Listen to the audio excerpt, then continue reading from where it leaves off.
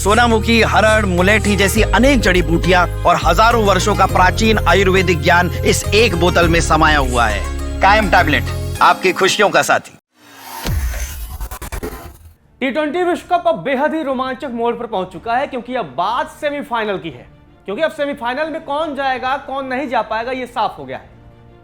जो सुपर 8 का मुकाबला चल रहा है, 2 ग्रुप है, उन दोनों ग्रुपों में अब जबरदस्त लड़ाई देखने को मिल रही है। पाकिस्तान जिस तरीके से कल हारा है, उसके बाद से पाकिस्तान की राह बहुत मुश्किल हो गई है। पाकिस्तान सेमीफाइनल के दौर से लगभग बाहर हो गया है। अब चमत्कार ही पाकिस्तान को बचा सकता है। जी हां, वहीं टीम इंडिया को अपने दोनों मैच जीतने होंगे, अफ्रीका को बचे दोनों मैच जीतने होंगे, तब इंडिया जाएगी। पॉइंट टेबल पर हम समझने की कोशिश करते हैं कि आखिर पॉइंट टेबल का गणित क्या कहता है और कैसे अब पाकिस्तान टी20 विश्व कप की रेस से बाहर हो गया है। और साथ ही इंग्लैंड वो पहली टीम बन गई है जो क्वालिफाई कर ली है। इंग्लैंड टीम जिस तरीके से नेपाल के सामने स्ट्रगल की, लगातार टी20 विश्व कप में इंग्लैंड की टीम एक भी मैच कन्विंसिंग तरीके से नहीं जीत पाई है। हालांकि अगर हम एक मैच की बात करें, वो श्रीलंका वाली, उस मैच को अगर हम छोड़ दें तो लगभग इंग्लैंड टीम ऐसा नहीं कि बहुत उम्दा परफॉर्मेंस की है, लेकिन फिर भी स्टिल उन्होंने क्वालिफाई कर लिया है सेमीफाइनल के लिए। पहली टीम वो बन गई है टॉप 4 में पहुंचने वाली। एक एक करके समझते हैं पॉइंट टेबल से, और फिर आपको समझाता हूं कि आखिर पाकिस्तान के पास अब ऑप्शन क्या है। क्योंकि अब माशाल्लाह अगर boys played really very well तभी पॉसिबल है। इंग्लैंड 2 मैच 2 विन, 0.4 है, नेट रन रेट पॉजिटिव में है, 1.491 का है और वो टॉप कर रही है और साथ ही क्वालिफाई।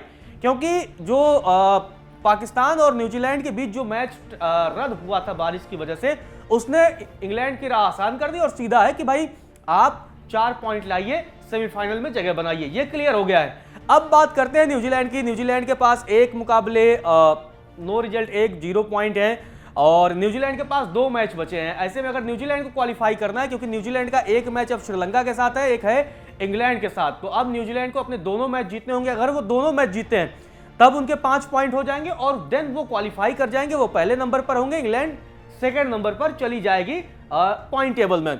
पाकिस्तान की अगर हम बात करें, 2 मैच, एक हार चुके हैं, 2 विकेट से हारे। हालांकि मैच बहुत रोमांचक हुआ।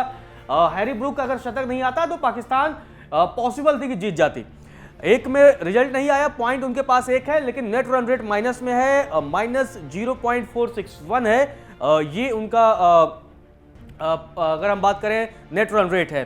तो अब पाकिस्तान के पास क्या ऑप्शन है? अब पाकिस्तान के पास ऑप्शन ये है कि अगला वो जो उसका एक मुकाबला बचे है वो जीते, उसके 3 पॉइंट हो, ठीक है। न्यूजीलैंड अगला श्रीलंका को हराए और फिर इंग्लैंड से हार जाए, तब न्यूजीलैंड 3 पॉइंट पर रहेगी। और तब श्रीलंका के पास यह ऑप्शन होगा कि श्रीलंका अगर न्यूजीलैंड से हार जाती है तब उसके पास एक मैच बचेंगे और अगर वो इंग्लैंड से जीतती भी है तो उसके पास 2 पॉइंट होंगे। ऐसे सिचुएशन में ही पाकिस्तान क्वालिफाई कर पाएगा। अब मतलब सारी नजरें न्यूजीलैंड पर ही टिकी हैं, क्योंकि अगर श्रीलंका अपने दोनों मैच, इंग्लैंड और अगर न्यूजीलैंड दोनों को हरा देती है श्रीलंका, तो श्रीलंका के 4 पॉइंट हो जाएंगे और वो क्वालिफाई कर जाएगा। ये श्रीलंका के पास ऑप्शन है। श्रीलंका के पास भी क्लियर कट ऑप्शन है कि उसको अब दूसरे पर डिपेंड नहीं है उस तरीके से। बचे दोनों मैच आप जीतिए, किसी के ना नेट रन रेट से लेना है ना किसी के पॉइंट से लेना है, आप क्वालिफाई कर जाएंगे। लेकिन अब पाकिस्तान के साथ मामला क्या फंस गया है कि अब पाकिस्तान की पूरी नजरें न्यूजीलैंड और श्रीलंका वाले मैच पर हैं। पाकिस्तान चाहेगा कि ये मैच न्यूजीलैंड जीते, ठीक है। अगर या फिर ये मैच अगर श्रीलंका जीत जाए और अगला मैच पाकिस्तान श्रीलंका को हरा दे और न्यूजीलैंड फिर इंग्लैंड से हार जाए, तब भी पॉसिबिलिटी है। मतलब देखिए कितनी खिचड़ी है।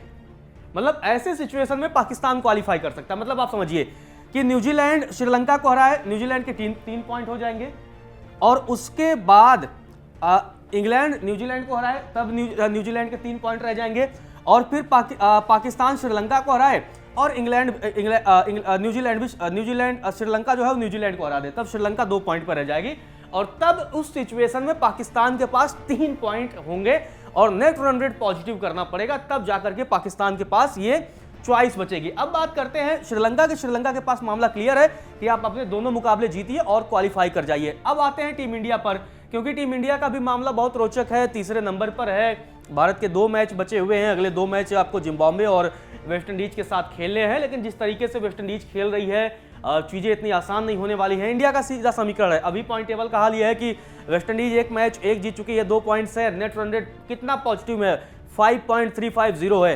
अफ्रीका एक मैच एक जीत 2 पॉइंट है, 3.800 का इनका नेट रन रेट है। भारत एक मैच एक हार चुका है, -3.800 इनका नेट रन रेट है।